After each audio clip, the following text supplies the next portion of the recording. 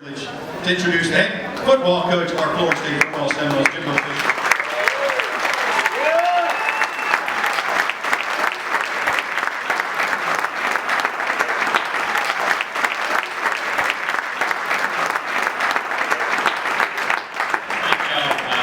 I don't know if the staff didn't get the memo. I gave them the jeans memo. They didn't. I'm tired of dressing up. I've dressed up for 2 straight months every day. I'm wearing jeans for a couple of days.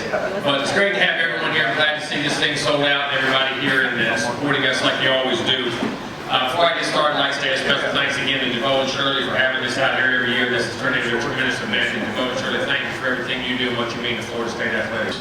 If you're not recruiting every day, you're losing.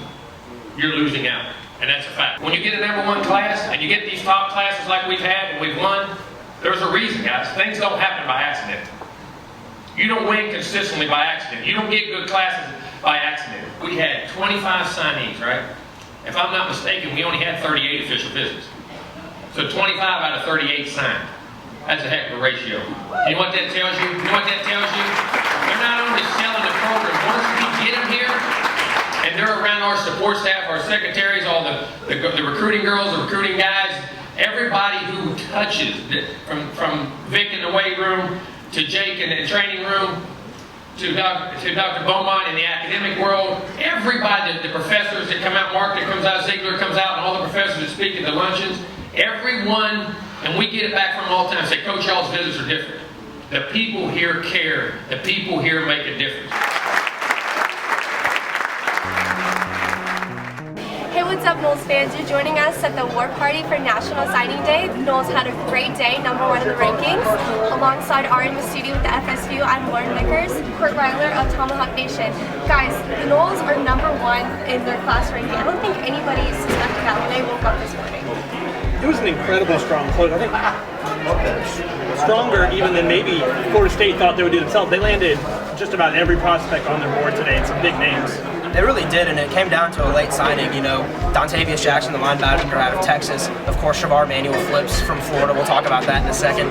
Florida State had one of the best closes of National Signing Day, very Bobby Bowden-esque close on National Signing Day, and no one really saw it coming, and they did at the end. Florida State back at #1, right where they belong. Yeah, but like Arya said, another thing that Noles fans love to see is that last-minute switch from the UNM commit, Shavar Manuel. He had committed to Florida early in January and then today signed with Florida State. And I think that people on Twitter today were saying that that could have been the thing that really pushed the Noles to the #1 spot. It really was. I think it helped, no doubt. Florida State for today needed to hit on some prospects to finish with the #1. But I think it'll remind you, Kurt, of what happened with Dante Fowler Jr. a few years back, where he was a Florida State commit for a year, well over a year, and ends up on National Signing Day just flipping to Florida. A reverse-a-roo, kind of, so to speak. Well, and it shows how big I think Brad Long can be on that, because he, in that situation on the other side, where he pulled him from Florida State to Florida, so it just kind of shows how big a recruiter he can be on the staff, especially for the defensive line.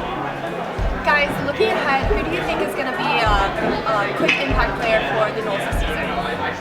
I think the obvious one, it's a little obvious, he's the top player in the class, he's the 5-star, it's Levante Taylor. He's an incredible cornerback, #1 cornerback in the nation by all services, yes.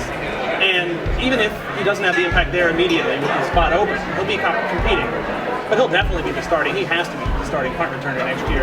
If you saw some of his film, you can see it online. He will revolutionize the Florida State return game. Yeah, Charles Kelly said that he reminds you of Greg Reed, the Marcus Joyner mold. Another Under Armour All-American, my pick for instant impact players, Malik Henry, the quarterback. He's fantastic. This guy, I watched him in the Under Armour All-American game, playing with receivers that he'd only been with for just about a week, and he looked great. He's going to push Sean McGuire and DeAndre Francois and J.J. Costantino, of course, for the starting quarterback job. With McGuire out, I think Malik Henry, also an early enrollee, that's something important to add. Has a shot. It has a shot to go ahead and start, and maybe he'll remind fans of Jameis Winston. Who knows? Yeah, well, those are definitely all things to look forward to and looking forward to this season. For more information on what happens tonight at the War Party, you can log on to the FSView.com. For our in the studio and Kurt Wheeler, I am Lauren Vickers. See you next time.